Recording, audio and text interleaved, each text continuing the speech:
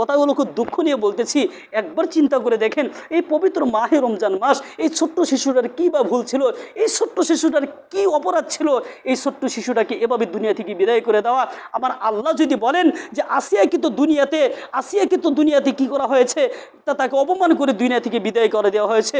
ও বান্দা, তুমি কি মুসলমান না? তোমাকে কি আমি শরীরে রক্তদান করেছিলাম না? তোমাকে কি আমি যুবকত্ব দান করেছিলাম না?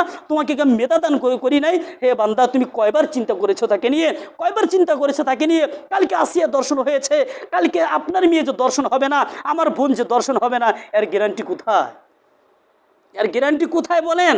আজকে আসিয়া দর্শন হয়েছে, কালকে যে আপনার মেয়ে দর্শন হবে না, এর কোনো গ্যারান্টি নাই। এ কারণে কী করতে হবে? আমাদের সোচ্চার হতে হবে। এই এলাকার ভিতরে, প্রত্যেকটা গ্রামে গঞ্জের ভিতরে এই খারাপ লোকগুলিকে চিহ্নিত করতে হবে। খারাপ লোকগুলিকে চিহ্নিত করে তাদেরকে আইনের কাঠগড়ায় দাঁড় করাতে হবে। আর আইন যদি কি না করে, আইন যদি তাদেরকে আশ্রয় দেয়, আইন যদি তাদেরকে কি দেয়, তাদের পক্ষে কথা বলে, কোনো উকিল যদি তাদের পক্ষে কথা বলে, আমাদের আর কিছু বলার দরকার নাই। আমরা কোরআনে আইনে নিজ হাতে আমরা বিচার করে দেবো। চিল্লা বলেন ঠিক কিনা? আল্লাহ সুবহানাহু ওয়া তাআলা আমাদের সকলকেই তৌফিক দান করেন। সকলে বলেন আমিন। ও বন্ধু, কখনো মানুষের গোলামি করবেন না, এতে আপনার ইজ্জত আল্লাহ কমাবে না। কখনো কি করবেন না? মানুষের গোলামি করবেন না। কেন মানুষের গোলামি করবেন? একমাত্র আল্লাহর গোলামি করতে হবে। ইয়া আইয়ুহাল্লাযীনা আমানুত্তাকুল্লাহ ওয়াল তানজুর নাফসুম মা কদ্দামাত লিগাদ। হে বান্দা, তোমার নফসের ভিতরে কি আছে তুমি আগে দেখো। তোমার নফসের ভিতরে যদি আল্লাহ আল্লাহ আল্লাহ আল্লাহ বলে, তাহলে তুমি কি করবে না? কাউকে ভয় করবে না, কাউকে তুমি তোয়াক্কা করে চলবে না। হ্যাঁ, সম্মানের জায়গায় সম্মান দিবে, কিন্তু তোমার চাকরি বাঁচানোর জন্যে, তোমার দামকে, ক্রেডিটকে তোমার ঠিক রাখার জন্যে আল্লাহকে কখনো কি করবে না? বেজার করবে না। নবীকে কখনো বেজার করবে না। আল্লাহ সুবহানাহু ওয়া তাআলা আমাদের সকলকেই তৌফিক দান করেন। সকলে আমিন বলি। আমার বন্ধুগণ, আমি বলতেছিলাম হাসরের ময়দানে তিনটি চোখ কখনো কান্না করবে না। এক নাম্বার চোখ হচ্ছে যেই চক্ষুটা দুনিয়াতে আল্লাহর জন্য অশ্রু ঝরায়। দ্বিতীয় নাম্বার হচ্ছে যে চক্ষু দৃষ্টিকে অবনত রাখে, অর্থাৎ যেই জিনিসটাকে দেখতে আল্লাহ তাআলা নিষেধ করেছে, এই জিনিস না দেখে বিরত থাকাকে আল্লাহ তাআলা এর জানান দিয়েছেন। তিন নাম্বার হচ্ছে আল্লাহর পথে পাহারায় ব্যস্ত থেকেছে, অর্থাৎ জিহাদের ময়দানে জিহাদ করেছে। আল্লাহর রাস্তায় কি করেছে? জিহাদের ময়দানে পাহারা দিয়েছে। তিনটা চক্ষু খুব ভালো করে মনে রাখবেন। কার ভিতরে এই তিনটা আমল আছে আমাদের আজকে দিকে ফিট করতে হবে।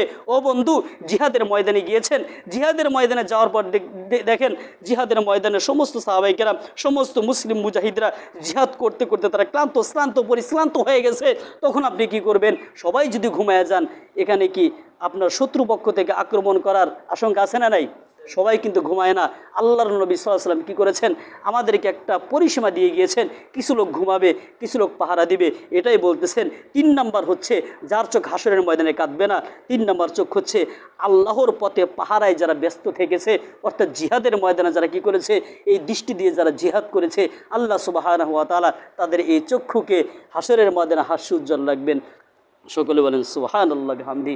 ও বন্ধু, আরেকটু সময় নেওয়া যাবে? আল্লাহু আকবার, আল্লাহু আকবার। তাহলে এই তিনটি চক্ষুর গুণ আমাদের অর্জন করতে হবে। কথা বলেন, এক নাম্বার কি? এক নাম্বার যারা দুনিয়াতে আল্লাহর জন্য অশ্রু ঝরায়। বলেন এক নাম্বার কি? আরো জোরে বলেন, এক নাম্বার কি? যারা দুনিয়াতে আল্লাহর জন্য অশ্রু ধরে, সামান্য কথারে বলতে পারতেছে না, তাহলে অশ্রু কিভাবে ঝরবে? কথা বলেন, এক নাম্বার কি?